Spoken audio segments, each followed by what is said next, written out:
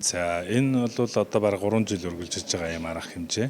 Тэгэхээр ирээдүгээс эргэн төлөвлөлт хийх энэ одоо ирээдүйн судал Дэлхийн эрүүл мэндийн байгууллага ирээдүйн судлалынхан Дэлхийн эрүүл мэндийн байгууллагын номхон талаан баруун иргэн бүсийн одоо тэндээс манай эрүүл мэндийн яамтай хамтраад ирээдүйд одоо эрүүл мэндийн салбарын хөгжил хаашаа чиглэхийн за энд ямар арга замаар хүрэх вэ гэдэг ийм 3 хоногийн хилцүүлэг болж байна. За бид өмнөх жилүүдэд бид нэр энэ ковидын үед байсан ч гэсэн 21 онд бас бид нар нэлээд идэвхтэй ажилласан. За эндээ бол бид нар өөрчлөлтийнхээ өөрчлөлтийн чиглэл эднэрээ бол тодорхойлоод авцсан. За одоо өнөөдөр бол энэ өөрчлөлтийн хүрээ болон өөрчлөлтийн чиглэл дээр үндэслээд эрүүл мэндийн одоо ирээдүйн одоо өөрчлөлтийн төлөвлөлт буюу өөрчлөлтийн хөтөлбөрийг бид нэр 3 хоногийнхоо одоо хилцүүлгийн үр дүнд бол гаргаж ирэх ёстой. За энэ бол бас юутай давхцж байгаа нэхэр Монгол улс бол 2050 гэдэг одоо алсын хараа 2050 гэдэг одоо урт хугацааны хөгжлийн бодлогоо бол гаргаад авцсан. За ирээдүгээс эргэн төлөвлөх нь бол зарим хүмүүст бол сонир сонсогч гэж магадгүй.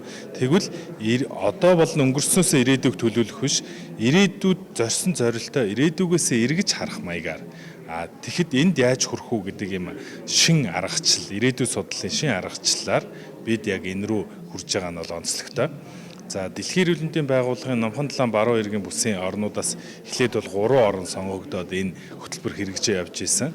За энэ 3 арга хэмжээний эхний одоо шатуудыг бол ганцхан манай улс бол давж чадсан. Тэгэхээр ирээдүй одоо судал за ирээдүгээс эргэн төлөвлөх гэдэг энэ аргачлалаар одоо номхон талаан баруун иргэн бүсүүдээс анх удаага Монгол улс яг энэ одоо аргачлалын дагуу төлөвлөлтөө хийх гэж сууж байгаа нь одоо бидний хувьд бол онцлогтой. Нэгдүгээрт.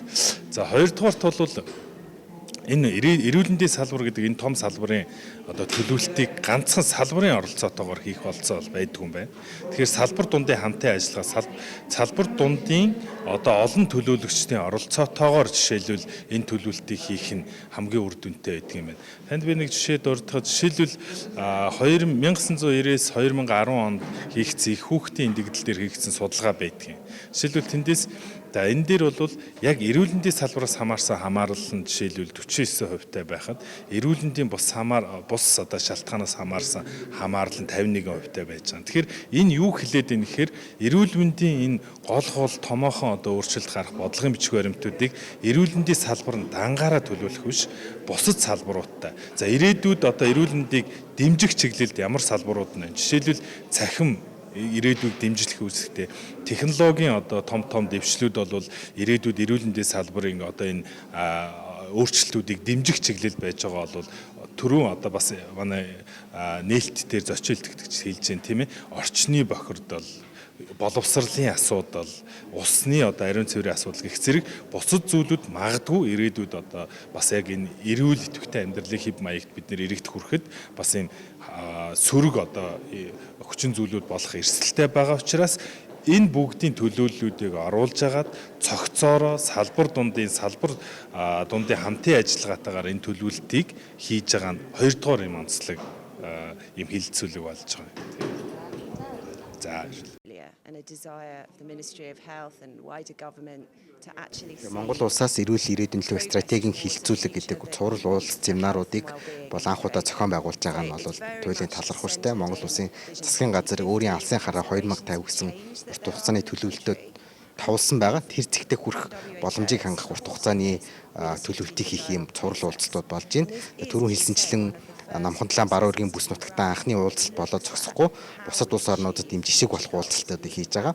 Тэгэхээр энэ уулзалт нь ямар учиртай уулзалт вэ гэхээр Дэлхийн эрүүл мэндийн байгууллагын дэмжлэгтэйгээр Монгол улсын засгийн газар 2050 алсын хараатай хүрэх зорилтуудыг ухрах төлөвлөх байдлаар хүссэн цэгээс эхлээд төлөвлөж байгаа энэ шинэлэг аргачлал болж байгаа нь эрүүл аюулгүй орчинд аж төрөх эрүүл мэндийг нь сахин хамгаалахад чиглэсэн зорилтуудаа хангах ийм чухал уулзалтууд болж байгаа. Тэгэхээр энэ уулзалтаас гарах өөрчлөлтийн хөтөлбөр гэдэг бодлогын баримт жижиг нь болохоор өөрчлөлтийг авчрах, иргэдэд сайхан эрүүл аюулгүй орчинд амьдрах боломжоор хангахад нь бодлогын дэмжлэг үзүүлж байгаа юм уулзалтууд болж байгаа.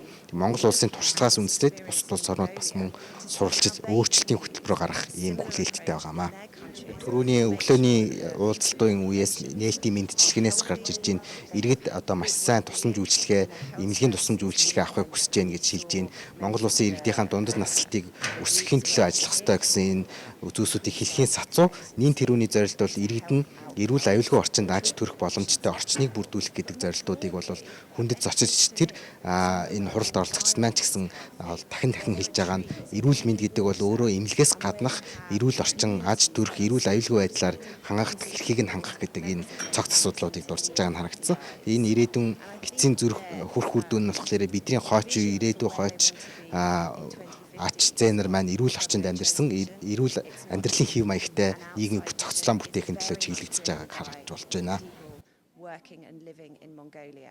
Хүрхээр төлөвлөсөн алсын хараа зорилгоо хүрэхэд дэмжлэг үзүүлэх эсвэл тургуулж болзошгүй цаад бэрхшээл ирээдүйн намхан талаа баруун иргэн бүсийн стратеги инновацийн төвийн зохицуулалт хатагтай эми төлөөллийн хамт олон та бүхэнд энэ өдрийн мэндийг өргөн төвшүүлье.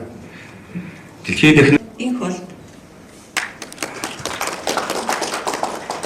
Монгол улсын ерөнхийлөгчийн эрүүл дэлхийд дахинд хурцтай өөрчлөгдөн шинжлэгдэж байна. Үүнтэй холбоотойгоор нийгмийн алсын хараа 2050-ыг баталсан. Энэхүү урт хугацааны бодлогын баримт бичигт 2050 он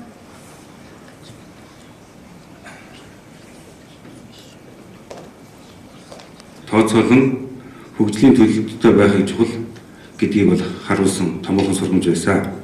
Тийг тавьж зорилтыг 3 шатаар хөгжүүлэхэд үлдсэн байдаг. Дэлхийн өргөмбөн байгууллага нь үсгийн хэмжээнд тулгамдж байгаа асуудлыг шийдвэрлэх чиглэлээр гишүүн орнуудын чадварыг хөгжүүлэх харилцан туршлагыг бүх нийтээр хүртээмжтэйгээр оршин суугаа газраас санхүүгийн дампуураар авах боломжийг бүрдүүлэхэд бэрхшээл учирсаар байна. Эргүүлэн ухраан төлөвлөх энэ бодлого маань ер нь бол ирээдүйд бид нэр ямар төвшөнд хүрэхээ хүлээж байна. Дашин дэлхийд энэхүү хэлцүүлгийг манай орон зохион байгуулж байгаа дэлхийн эрүүл байгууллагын номхон Мусаар таны хэлж байна. Өнөөдөр манай хэлцүүлэгт мөн эзэн үндэсний байгууллагаас байна.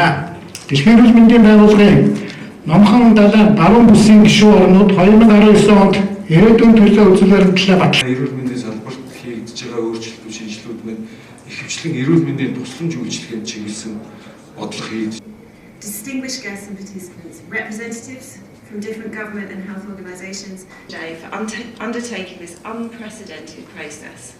A process that is aimed at transforming health. эрүүл мэндийн яам, дэлхийн эрүүл мэндийн байгууллагын номхон талайн баруун иргэн бүс за олон улсын ирээдүйн судлалын сургууль түүгээр өөрчлөлтийн чиглэл хүрээг тогтоогоод энүүнээрээ үндэслээд наривч